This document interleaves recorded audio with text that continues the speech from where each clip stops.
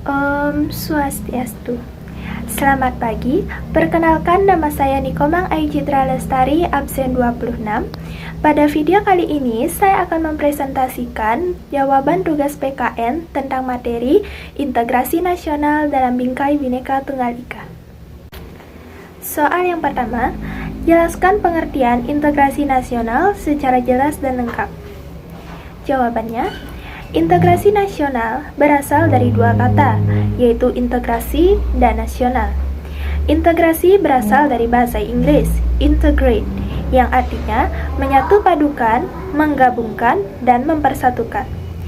Kata nasional berasal dari bahasa Inggris, nation, yang artinya bangsa. Dalam KBBI, integrasi nasional mempunyai arti politis dan antropologis. Secara politis, berarti penyatuan berbagai kelompok budaya dan sosial dalam kesatuan wilayah nasional yang membentuk suatu identitas nasional. Secara antropologis, berarti proses penyesuaian di antara unsur kebudayaan yang berbeda sehingga mencapai suatu keserasian fungsi dalam kehidupan masyarakat. Nah, pada soal yang nomor 2, jelaskan pendapat para ahli tentang integrasi. Pendapat para ahli tentang integrasi yaitu yang pertama, Howard Huygens.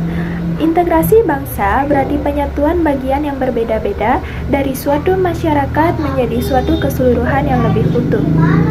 Yang kedua, Myron Weiner. Integrasi menunjuk pada proses penyatuan berbagai kelompok sosial dan budaya ke dalam suatu kesatuan wilayah dalam rangka pembentukan suatu identitas nasional. Yang ketiga, Dr. Nasruddin Samsudin. Integrasi nasional ini sebagai proses penyatuan suatu bangsa yang mencakup semua aspek kehidupannya, yaitu aspek sosial, politik, ekonomi, sosial, dan budaya, juga meliputi aspek vertikal dan horizontal.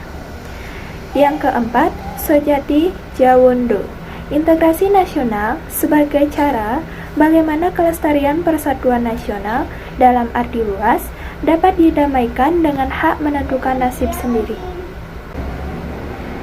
Soal yang ketiga, sebutkan syarat keberhasilan integrasi di suatu negara. Syarat keberhasilan suatu integrasi di suatu negara adalah sebagai berikut. A. Anggota-anggota masyarakat merasa bahwa mereka berhasil saling mengisi kebutuhan antara satu dan lainnya. B. Terciptanya kesepakatan atau konsensus bersama mengenai norma-norma dan nilai-nilai sosial yang dilestarikan dan dijadikan pedoman. C. Norma-norma dan nilai-nilai sosial dijadikan aturan baku dalam melangsungkan proses integrasi nasional. Soal yang keempat, sebutkan faktor pembentuk dan penghambat integrasi nasional secara lengkap. Yang pertama, faktor pembentuk integrasi nasional. 1. Adanya rasa senasib dan seperjuangan yang diakibatkan oleh faktor sejarah. 2. Adanya ideologi nasional yang tercermin dalam simbol negara, yaitu Garuda Pancasila dan semboyan Bhinneka Tunggal Ika. 3. Adanya tekad serta keinginan untuk bersatu di kalangan bangsa Indonesia seperti yang dinyatakan dalam Sumpah Pemuda. 4. Adanya ancaman dari luar yang menyebabkan munculnya semangat nasionalisme di kalangan bangsa Indonesia. 5. Penggunaan bahasa Indonesia. Faktor penghambat integrasi nasional.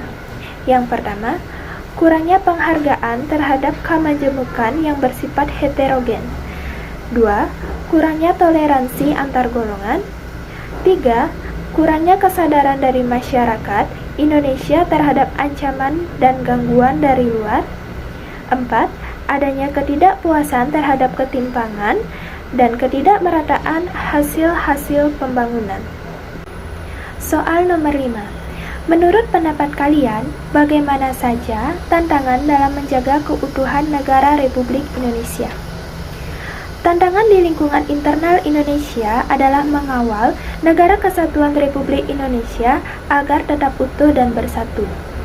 Di sisi lain, ancaman terhadap kedaulatan masih berpotensi, terutama yang berbentuk konflik perbatasan, pelanggaran wilayah, gangguan keamanan maritim dan dirgantara, gangguan keamanan di wilayah perbatasan berupa pelintas batas secara ilegal, kegiatan penyeludupan senjata, masalah separatisme, pengawasan pulau-pulau kecil tertular, ancaman terorisme dalam negeri, dan sebagainya. Soal nomor 6. Bagaimana cara menumbuhkan kesadaran bela negara? Jawabannya, A. Aktif mengikuti kegiatan upacara yang berkaitan dengan Negara Kesatuan Republik Indonesia. B. Mempelajari pendidikan kewarganegaraan. C. Mengikuti pelantikan dasar kemiliteran. D. Mengabdi sebagai prajurit TNI secara sukarela atau wajib. E. Pengabdian sesuai profesi, seperti PMI, tim SAR, dan paramedis. Soal nomor 7. Apa itu bela negara? Nah, menurut Undang-Undang Nomor 3 Tahun 2002 tentang Pertahanan Negara, yang dimaksud dengan bela negara adalah sikap dan perilaku warga negara yang dijiwai oleh kecintaannya kepada NKRI yang berdasarkan Pancasila dan Undang-Undang Dasar Negara Republik Indonesia tahun 1945 dalam menjamin kelangsungan hidup bangsa dan negara. Soal nomor 8. Apa saja dasar hukum bela negara? Dasar hukum bela negara yang pertama adalah TAP MPR nomor 6 tahun 1973 tentang konsep wawasan Nusantara dan keamanan nasional. 2. Undang-Undang Dasar Republik Indonesia nomor 29 tahun 1954 tentang pokok-pokok perlawanan rakyat. 3. Undang-Undang Republik Indonesia Nomor 20 Tahun 1982 tentang ketentuan pokok Hankam Negara Republik Indonesia diubah oleh Undang-Undang Republik Indonesia Nomor 1 Tahun 1988. Yang keempat, TAP MPR Nomor 6 Tahun 2000 tentang pemisahan TNI dan Polri. 5. TAP MPR Nomor 7 Tahun 2000 tentang peranan TNI dan Polri. Yang keenam, Amandemen Undang-Undang Dasar Negara Republik Indonesia tahun 1945 Pasal 30 Ayat 1 dan Ayat 2. Ada pula Pasal 27 Ayat 3. Yang ketujuh, Undang-Undang Republik Indonesia Nomor 3 Tahun 2000 tentang Pertahanan Negara Ayat 1 dan Ayat 2. Nah, upaya bela negara yang dimaksudkan Ayat 1 diselenggarakan melalui kegiatan yang pertama, pendidikan kewarganegaraan. Yang kedua, pelatihan dasar kemiliteran.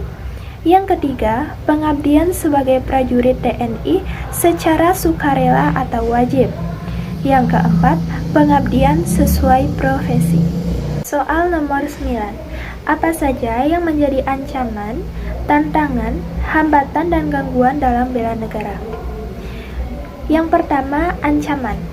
Pengertiannya adalah usaha yang bersifat mengubah kebijaksanaan yang dilakukan secara konsepsional melalui tindak kriminal dan politis. Adapun ancaman militer adalah ancaman yang menggunakan kekuatan bersenjata yang dinilai membahayakan bangsa dan negara. Ancaman militer dapat berasal dari dalam negeri dan luar negeri. Nah, dari luar negeri, contohnya seperti agresi, pelanggaran wilayah oleh negara lain, spionase atau mata-mata, sabotase, aksi teror dari jaringan internasional. Contohnya dari dalam negeri adalah yang pertama, pemberontakan bersenjata, yang kedua, konflik horizontal, yang ketiga, aksi teror, yang keempat, sabotase, yang kelima, aksi kekerasan yang berbau SARA. Yang keenam, pengerusakan lingkungan. Nah, di sini adapun tantangan adalah hal atau usaha yang bertujuan untuk mengunggah kemampuan. Ada juga hambatan, adalah usaha yang berasal dari diri sendiri, yang bersifat atau bertujuan melemahkan atau menghalangi secara tidak terarah atau konsepsional.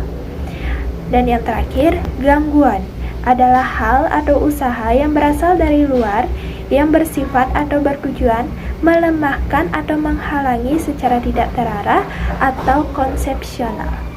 Soal nomor 10. Apa saja yang bisa kamu lakukan untuk bela negara? Nah, hal-hal yang bisa saya lakukan untuk bela negara adalah menaati seluruh peraturan yang telah ditetapkan oleh pihak sekolah. Yang kedua, masuk sekolah tepat waktu. Yang ketiga, ikut berprestasi dan membanggakan. Yang keempat, belajar dengan giat dan bersungguh-sungguh. Yang kelima, tidak melakukan kenakalan, dan lain-lain. Baik, sekian video presentasi saya kali ini. Jika ada kesalahan, saya mohon maaf yang sebesar-besarnya.